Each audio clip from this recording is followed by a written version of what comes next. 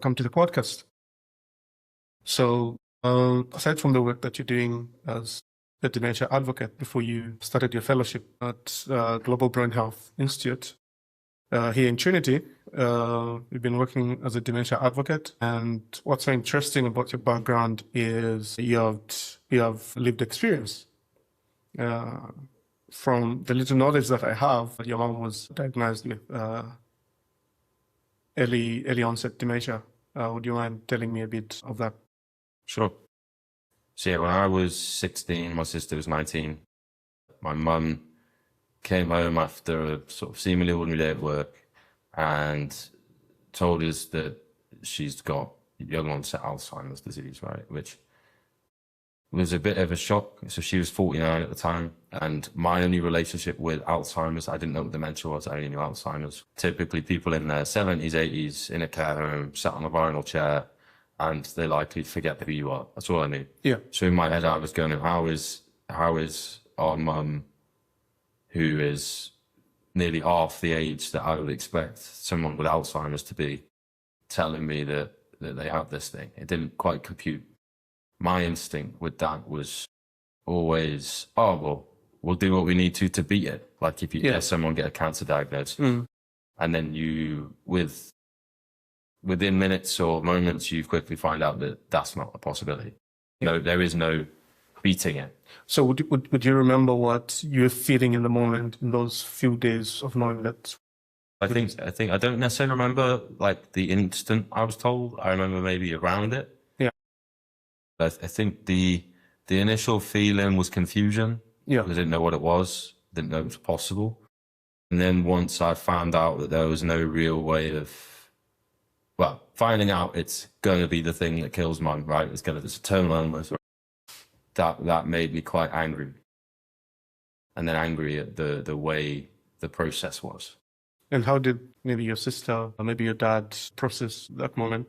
I don't know, like, I think that we'll all process it differently. I think my sister made like a decision, I think at that point in time, that she wanted to be mum's carer. But at that moment in time, mum wasn't in need of care.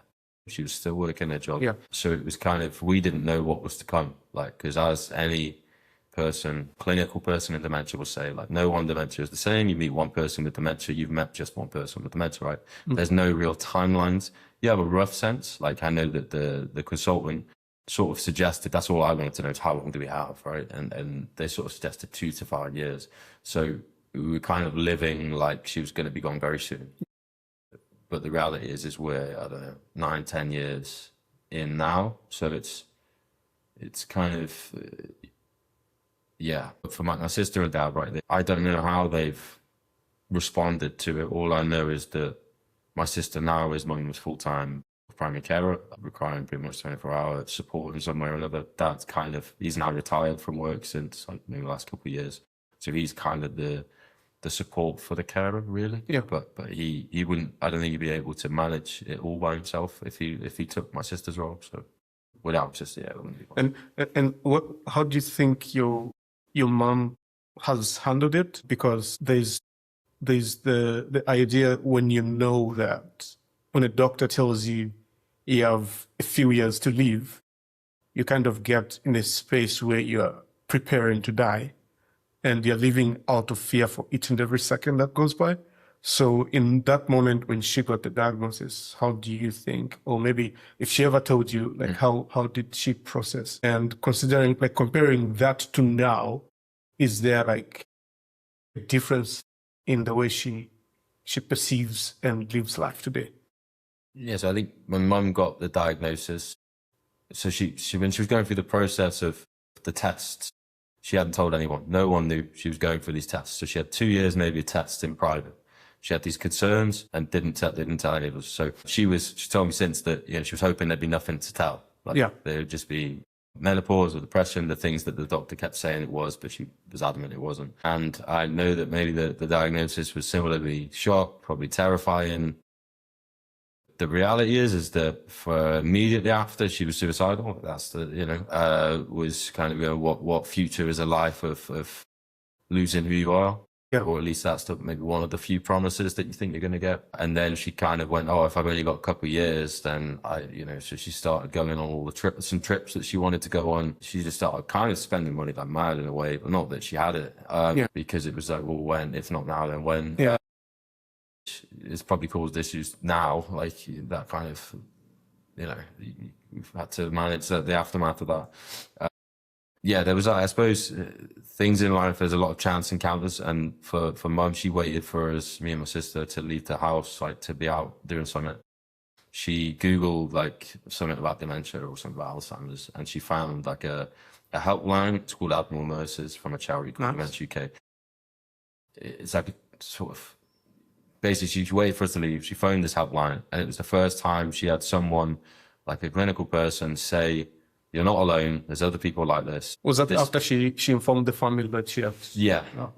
So at this point, she was kind of she was planning on ending her life in multiple ways. My sister worried every time she left the house that she wouldn't come back. And so she had a call with this Admiral nurse. And it was the first time someone maybe said, yeah, you're not alone. Yeah, these things are happening. But here are things you can do. Yeah. Here's some parts of a life you can live. It was a first suggestion of hope. Hope meaning the hope of a life after diagnosis. So I don't know, I do a lot of silly runs and stuff for charities, and I was raised for that charity because frankly, like, that phone call saved Mum. I don't know, she probably wouldn't be around if she didn't have that call. And the aftermath of that, from after that call, like, her view on it now is, she says she's living her best life. She's involved in so much stuff to do with helping other people in her shoes. She works for universities on a lived experience panel. She works with the Welsh Ambulance Service on how they treat people with dementia. She works with the North Wales Police on how they treat people with dementia. She's involved in Dementia UK charity on the board, like helping how they do decisions. Like, she's super busy. But the thing, I think, is if she knows that there's nothing she can do now that will help her. Yeah. But she finds great purpose in doing something now so that maybe the next person getting diagnosed won't have a horrendous experience like she did from her GP. Or when someone enters an ambulance, like the Welsh ambulances now, the way they're designed on the inside is different now because of her input. So things like the lights, and instead of there being a door, there's going to be an image of, I think she was a snowdrops, a type of plant, because the problem with like a white door or something, it might just look like you might want to escape or you might want to fall out, whereas seeing a field of flowers might actually make you just feel calmer. Is this like the inside door? Yeah, inside. So she's really trying to learn from, use the horrible experiences she's had in the health system and in all this stuff to try and then make little bits of difference, but the hidden cost of Mum being so busy and active is, for her to say yes to everything, it then means that my sister and dad have to kind of, in a way, for her to live her best life, they have to sacrifice a large percentage of their own. Yeah, because they need to be there with her and be able to support her. Because in these talks or these things, that people see a person who's passionate, who's loving, who's all about making a difference. What they don't see is she might be having that Zoom call from her bed and she won't leave that bed all day.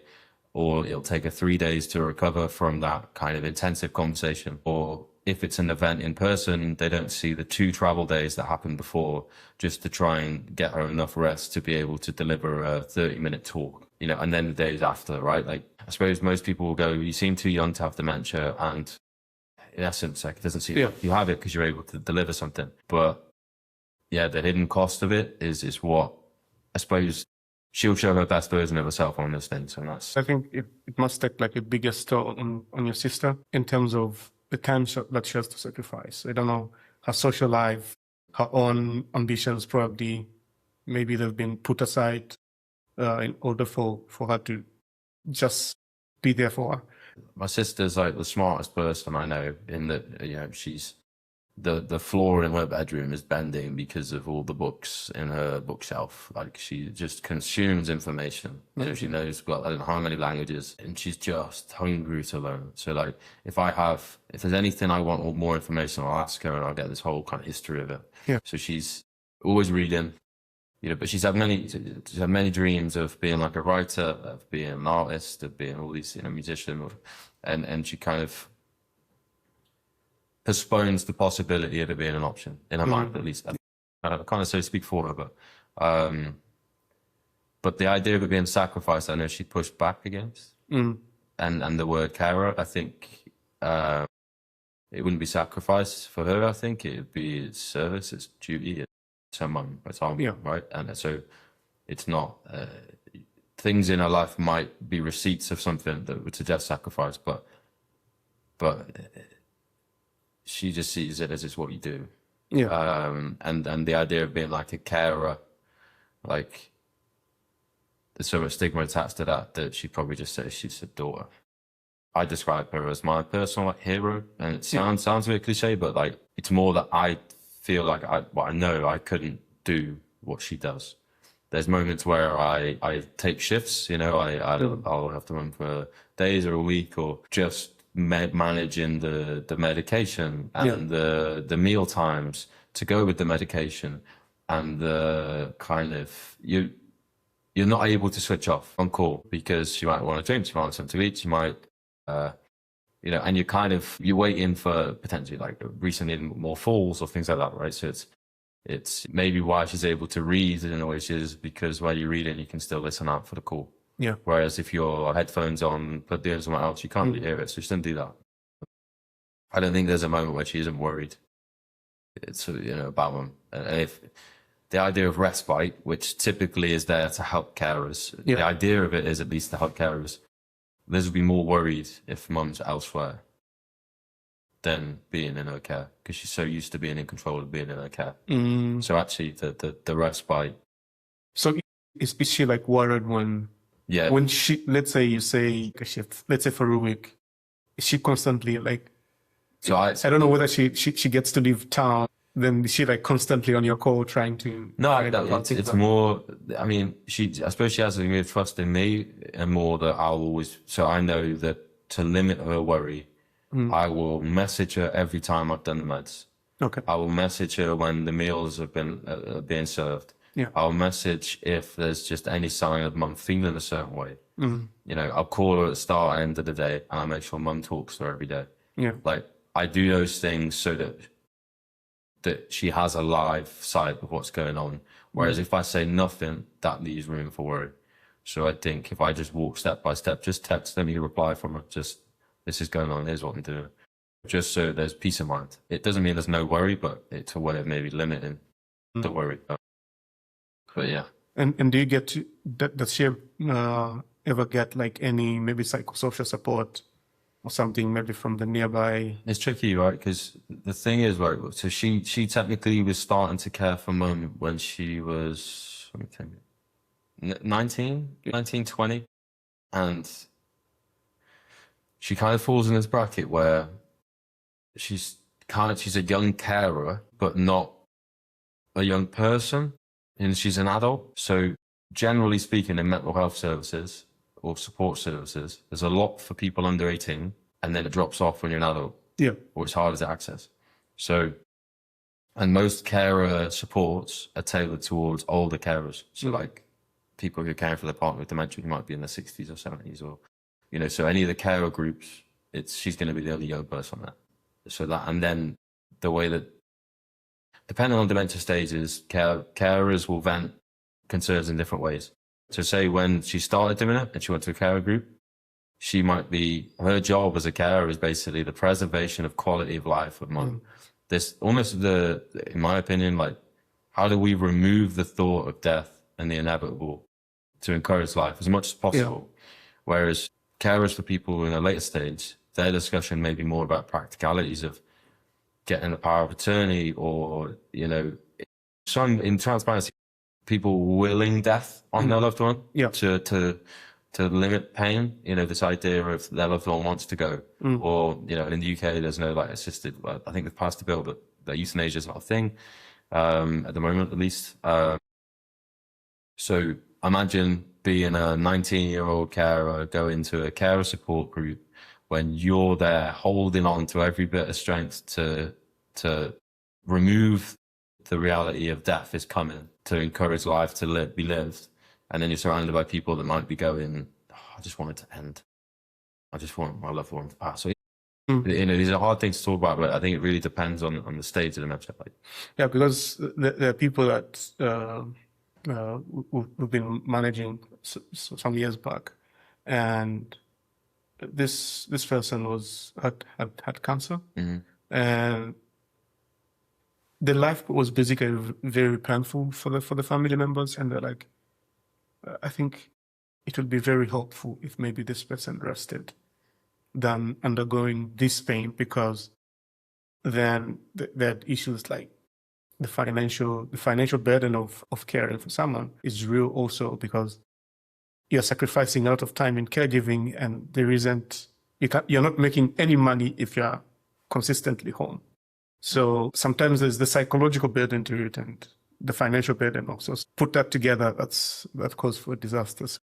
Yeah, I mean, that's massive. Let's just say, I mean, I suppose we're lucky to a degree in the UK, like typically the NHS, meaning that we can access care, well, not care, sorry, access kind of healthcare. Yeah.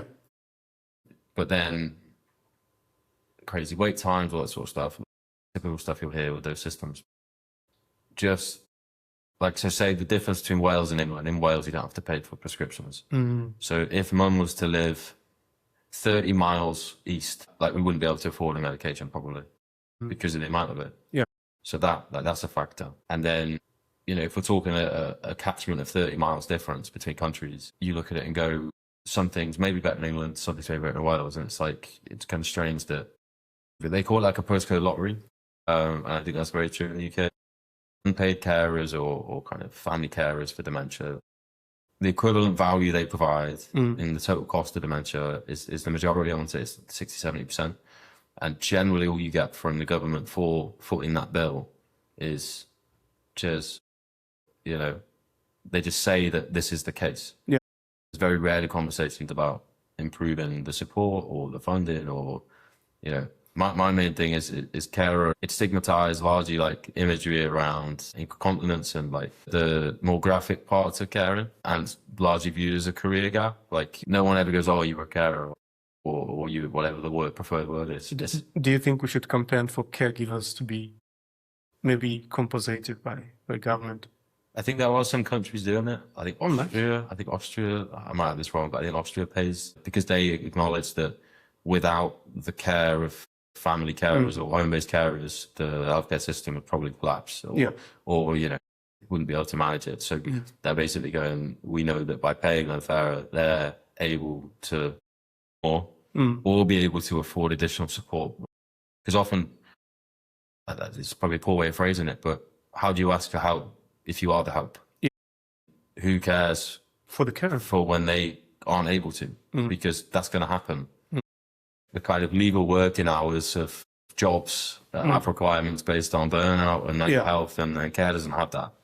Yeah, and that's what I just think, like, even like just, it may not be deemed as work, even just like a support fee, because there's that career gap where you're not working and you're consistently home. And if the government, let's say, is looking for people like to be caregivers, for example, if let's say the Welsh government is trying to get more caregivers, let's say, for example, from the third world or global south, whatever they choose to call it, then they could just support the caregivers, because then in theory, more people would be willing to actually support their loved ones, and they'll be willingly doing so without much stress or worry. So I think it's a worthy cause to pursue. I think with all this stuff though, it's whatever part of the problem. I always think if it pisses you off, you might do something about it. So I often think like, what makes you most angry about something? Like dementia's a huge thing. Right? As we're learning here, there's hundreds, thousands of doors you can go through, directions you can go down. But I think initially I was very interested in how do we help fund a cure or a treatment. And I'm realizing now that maybe there's a lot of things happening in that direction, or there's the progress for the first time and all this exciting stuff. But actually, the thing that the focus of investment being in that area predominantly alone, it then means that there's a whole population of people that aren't getting support that is possible and achievable now. So it's kind of, I don't know, I personally feel now much more focused on people here and now, or in the kind of short-term future. But with all this stuff, it's how do you have a clear outcome goal, or like, for me, it's okay, I want to try and raise awareness about young-onset dementia, because a lot of dementia researchers don't know that it's a thing. A lot of, especially clinicians, don't know that it's a thing, or you know, it's a big, it's still largely unknown. And then following that, largely under-researched, despite these disease-modifying therapies really only benefiting people with young-onset. And the disease-modifying therapies are bloody expensive. And cut out a huge populations geographically, economically, all the rest. Like, but I think, and they're also sold as a wonder drug, right? Which is false. Like, it's not. That's not what it is. I think for me, it's how my particular interest is. It's how UK specific is how can we create organized messages that increase the quality of care and support for carers, or people that are categorized as carers. The challenge there is a lot of people don't identify as carers, so it's hard to measure how many there are. Because of the issue with the word. And then, kind of raise awareness around young-onset dementia. But it's... So do you think, like, I don't know how many organizations like that, either raising awareness or, I don't know, grant-making organizations that doing similar work in the dementia space? Are they like in Europe specific, maybe UK specific? Do you think they are making enough organized noise that would not only talk about the research or maybe the disease-modifying therapies, but the here and now message? Because for me, I think life, like the moment you get a diagnosis, I think there's a here and now immediate measure that needs to happen. And have you ever, of people in the dementia that you've met, how many of them, if they've got a diagnosis, have told you that experience was remotely positive? Not positive in getting a bad outcome, but positive in the way the message was delivered, or their ability to feel supported. I think the few people that I've met, for example, here, I think most of them had a hard time. And also, this is also due to like the time frame it takes for you to get a formal diagnosis. So by the time you get an actual diagnosis from a specialist, you'd have gone through a lot of like terrible milestones that you'd have to deal with your family and every other loved one, your friends. So even by the time they're receiving the diagnosis, there's that hard time. But in terms of them hearing maybe a positive message after diagnosis, I think there's little to no support that they received until they met other people that are either living with a type of dementia or have cared for someone that has lived with dementia. And I think that's, like, again, I'll probably get the stats wrong, but I want to say, I'll butcher it, so don't quote me, but people diagnosed with traditional older age dementia, I want to say that when they're diagnosed, they have, let's say, for example, a fourfold increase in suicidal ideation at diagnosis. If you look at their young onset, I want to say that kind of quadruples again, so sort of 16-time suicidal ideation. And I wonder how much of that is down to communication, specifically with the person that gives you the diagnosis. Generally, the reason they'll give is they've got so many people they've got to see in a day. So the key thing, I think, is how do you increase the amount of empathy? Not that these physicians and clinicians don't care. They care. They wouldn't be in the subject if they didn't. But the challenge is, I suppose, in some places you're taught to deliver news without emotion. Whereas actually, can you deliver things without emotion but still be empathetic? Possibly. I think it's possible. There's ways of doing that. So I think if that first touch point of bad news was delivered with, here's what we can do. Yes, we can't find a cure. Yes, we can't at the moment. We can't do that. But what we can do is we can link you in with a peer support group of people like you, so you're not alone. Or we can, invite your family in to talk to another family going through this, so that you can all kind of understand what's going on. Because the thing with Young-onset, generally you're at the peak of your working career. Most employers, actually, there's kind of a human rights violation in a way, like your right to work is sort of taken from you often, more often than not. Yeah. Then you just use your driver's license. So imagine going from being peak of your career, often with a young family, to then losing the job that was your identity, the vehicle that gave you independence, and you're told you're going to die. Yeah. And we don't know when yet, but probably soon. Yeah, that's definitely a lot to take in. And the thing that you don't get off any of the clinicians initially, at least from my experience, was here's what you can do. Yeah.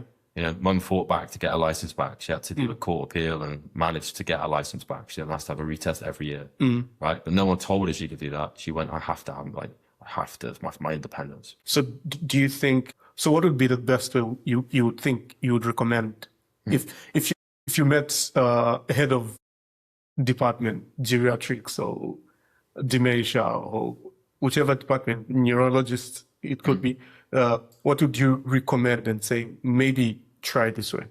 I mean, I think it wouldn't necessarily be that I go and tell them anything. I think if I was to suggest something, it would be have someone who's a few years after a diagnosis, go and speak to them and explain the impact that the way the news was delivered had the impact that had on them and their family.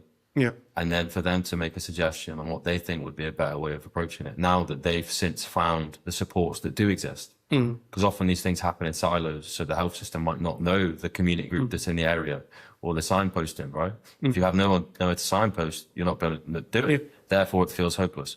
So I think it would be to have the person with lived experience explain to the clinician, the healthcare worker, here's the effect it had on my life, because they're not going to provoke emotion, because they'll see the effect it had, and they won't want to make people feel like that. Yeah, or try to do it the way the people that are working in the HIV sphere do it. So if I had HIV, the doctor is going to refer me because probably doesn't have much time doesn't have 2 hours of talking to me about what I could do next. He would refer me to someone who is trained to offer counseling and support in HIV. So they basically give you all the information and the resources you might need for you to be able to know what your next step is. And they'll probably guide you.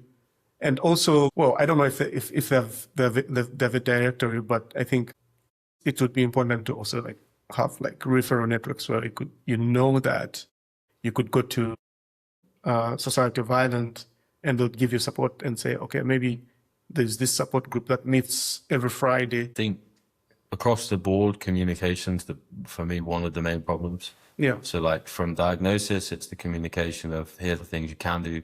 Then from the kind of research perspective, it's communicating their research to the general public who are affected by it, what this means. Not some graph that sends you to sleep, but actually okay, we're working for 5 years on this specific part of the problem because our dream, our audacious goal is it will lead us to this answer, rather than for us to present it at a conference to people like us. Yeah.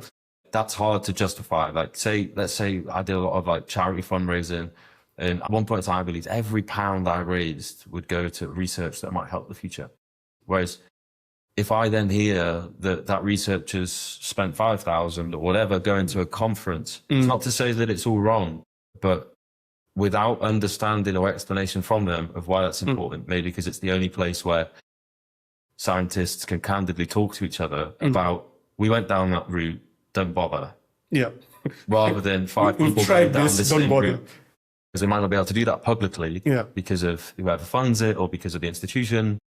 There's a tendency not to share bad findings or negative findings, even though that negative finding might be a positive save of someone else doing the same thing, right? Yeah. So I think communication is the biggest barrier. And then with making change on a policy scale, the organizations or voices or the people, the one thing we all agree on is we all want life to improve or more options to be available for people who get diagnosed with dementia. But after that, once everyone then goes into their specialty, everyone begins to disagree. And I think it's how do you have one uniform message for a period of time, or a specific article thing that needs to change. Like, what's the one thing that makes everything else a bit easier? People generally just say more money, more investment. Actually,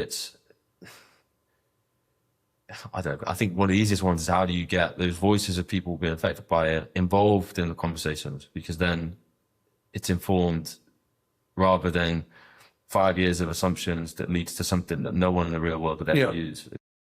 Maybe researchers should try to not do research because maybe it advances their career. Yes, it does. But I think if you're going to do a study on how maybe the caregiver burden of caring for someone that is living with dementia, if you do that research should be able to translate into a message that is going to reach the caregivers that are affected or the population at large, and not just at a scientific conference and say, oh, we tried it and this was the outcome, because then it doesn't have the actual impact. And also I think they need to just try to figure out a way of they do the research and try to reach out to communities that other than just sitting with your fellows in the scientific world, because then the message that just ends there and we all go back to our research labs and there's no actual impact until someone goes and tries to Google a publication on the issue. Yeah, so I think being able to, as a researcher, being able to get to a place where you're not doing it just because of your own career advancement, but of the actual impact it has on the population. But I think I'm always conscious of, like, I have tendencies to do this all the time, which is like us and them with research or care related stuff, or like, but I think it's important to say the life of a researcher. I think when I was younger, I used to think, oh, they'd probably get paid really well. Yeah. They're probably like, in a lab. Most researchers I know are not in a lab. And also their job security isn't really, for most, not very clear.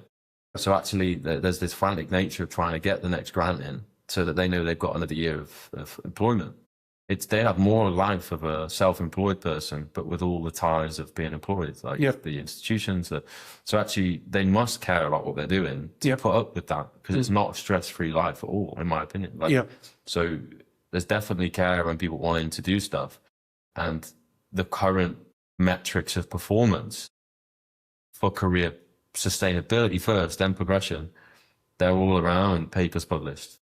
That's a currency. That's why it seems important, because if they don't do it, they probably lose their job. We all have roles to play, and we all choose the sides of the team or the bits. But I think that the two fundamental differences between the care side and the research side is care stuff works really hard, tirelessly to get money to support and deliver things here and now. And it has virtually no money or focus on evaluating it. And the lack of evaluation means it then has huge barriers in getting sustainable government funding. Yeah. Whereas the research world spends very little time in the delivering it in the here and now, but spends an awful lot of time on evaluation. So they're swimming in two different directions in a way, but they both need each other's knowledge and experience. And I just think it's very easy to complicate all these things, or complicate the area that we're in or the specialism. But I think if we could all ask ourselves in our roles, in the role we play, is there some low-hanging fruit, or is there one thing that we can really put our energy into changing or reducing that would have a trickle-down effect on everything else? Like say, for example, what comes with a lot of stigma, right? Like, if societal stigma about dementia was different, would that then inform more receptive policy, more receptive funders, more receptive, I don't know, possibly. And that then might mean I might then personally want to spend more of my energy on, does my work get us nearer to reducing stigma in society, rather than does my work get us closer to questioning a different protein? That's not my wheelhouse, that's not my focus. But I think the stigma part can help the person whose focus is the protein bit. Yeah, definitely. So in your example, because before you started the fellowship, you're doing your advocacy work, and part of it was using whether it's your hobbies or the things that you love, like running, hiking, in order to raise funds for different charities to raise more awareness, right? So in that sphere, as an advocate or you're always like trying to hit an instant goal and say, if I'm able to raise 5K through this run, this association or this society or this group of people can use that money to raise more awareness, right? But if you compare it to the life of a researcher, it's like you spend a lot of time trying to apply for a particular grant to do that particular research, which is of interest to you, and it takes a number of years, maybe months, for you to be able to conduct the actual study and be able to publish. So they're basically spending a good percentage of that money in conducting the studies. Then another huge chunk, like they have to pay the journals. So, and then it has to trickle down from the journal. People read it, then they try to use it for implementing policy. My then question is, which of the two do you think has got actual impact in terms of informing policy? Like quickly. If let's say, but I think that's the challenge, right? Yeah. Is there two things that are in conflict? Influencing policy quickly. That word, quickly, is the thing that puts it in tension. I want to say that the implementation science, I want to say it's on average 10 to 15 years from proven science stuff to policy change if all goes well. That's a fast change from finding, right? Yeah. And I want to say science from the lab to bedside is, I want to say, 15 to 20 years, right? So you go, we find a treatment, then there's still a long time through phases of clinical trial, that sort of stuff, to it ending up helping people. But it doesn't mean it doesn't get there. It just means it's a long time. And I think so much time is spent on how can we prove our thing is good enough for it then to be ready to make the change, rather than asking who decides on making the change, what are their motives, what are their stated objectives already, and how does what we do fit in with that or help them do what they need to do anyway. So much energy is spent on the smart of how, like the reality is organized noise alone of just activism, being in the streets. Yes, that means voters have an issue. And if everyone affected by dementia got out in the streets, kind of leaders would quickly realize that's most of the population. But the challenge there is that might last a day, a week, like a lot of these more recent social movements, activist movements. And I think with social media and the new format of stuff, it means that it kind of is so temporary. So it has a short trend, then it just drops. Yeah, there's no sustainability or longevity of that movement. It's very difficult to, because you're competing with huge companies that have huge marketing budgets. And you as an activist organization, how much can you really raise to persistently be visible?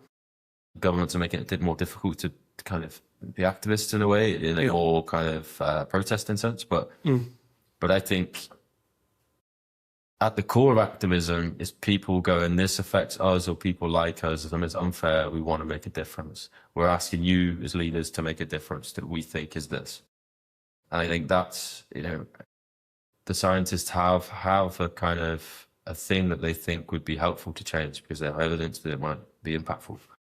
And I just think, how do you leverage the biggest voices in dementia? And at the moment, for me, these are the UK, they are the charities, because the government doesn't really, it doesn't invest enough in it. It doesn't do all this. They're not going to be the government aren't going to be the ones to press the government to spend more money or to, change the focus.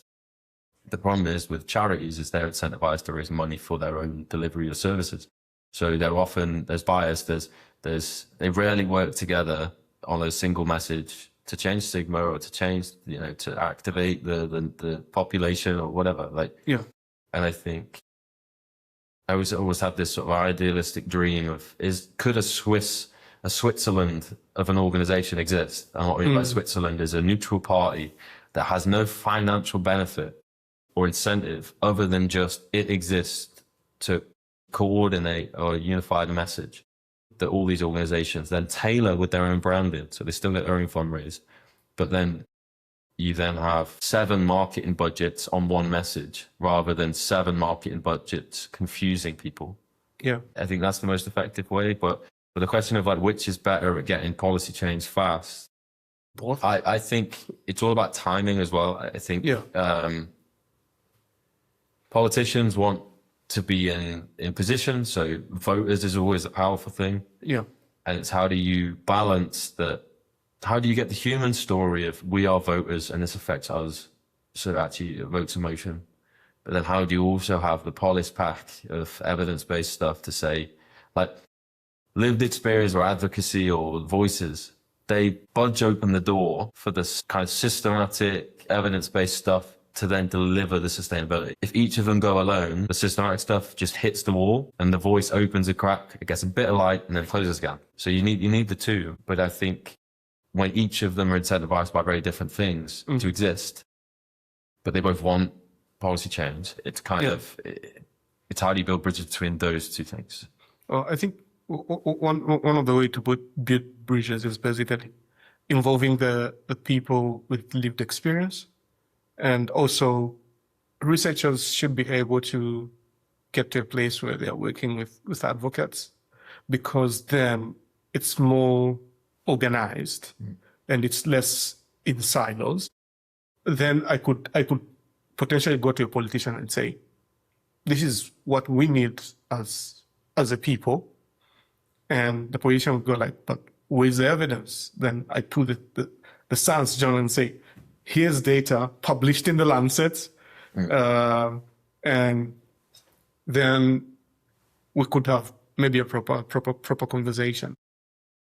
Because if an advocate is just being organized now, it's basically trends and trends, probably they die down because there isn't like the scientific backing to the voice. Also, if the research is just publishing, there isn't a person that's actually communicating the need of a policy change because of maybe the data that has been collected. I think there's need of like the two being able to get to a place where they work together and say. But how do we begin to remove us and them? I think it's by starting to say we, but we can say we and believe we, as in we're a team. Yeah. But when the existence of sustainability is based on us and them, meaning finance for care stuff, finance for research stuff, I think it's how, can there be an organization that's courageous enough to create something that is for both, that isn't one or the other? It's for the two combined, right? Like that step might at least inspire it to happen more often and see if it works. I'm hoping with the engagement of people with lived experience in research is going to inspire more people to bring in advocates on the table so that the research is well communicated also. Because then we can kill 2 birds with 1 stone. But I think I always try and put this in a broader context as well. You see, our heads is very much in the dementia world. The world right now is kind of chaotic. Yep. The world as a whole. And that means that the communication of dementia is even more difficult. Because what is the conversation of dementia when there's fears of nuclear war and nations being taken? And we have to be realistic about that. Like, is this the season where we just really start building those bridges between the two sides so that when that political window appears where nuclear war and this stuff isn't as present, you actually have a chance to communicate and ask for the change? Yeah. This stuff has a lot to us because we choose to care about it, but we also acknowledge that it only exists in the systems where their focus currently is not on that. Yeah, and I think when we have these conversations, like you're talking about, for example, countries are experiencing wars, and so that basically tells you even like where the direction is going to go, because you're like, the priority is safety, right? So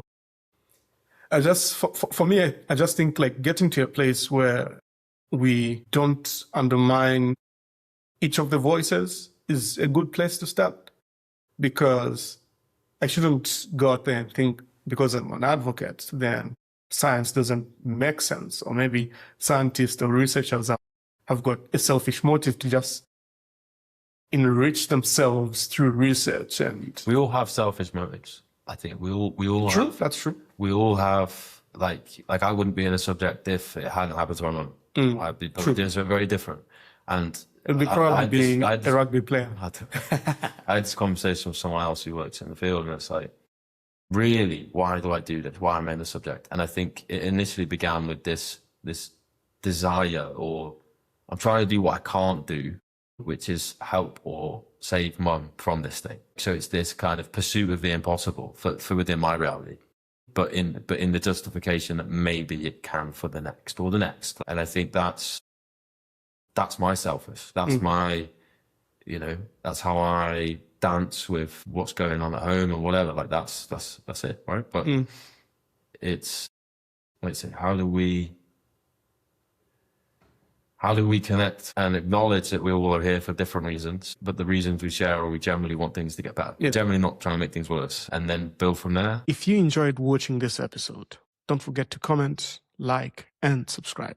We'll catch you next time.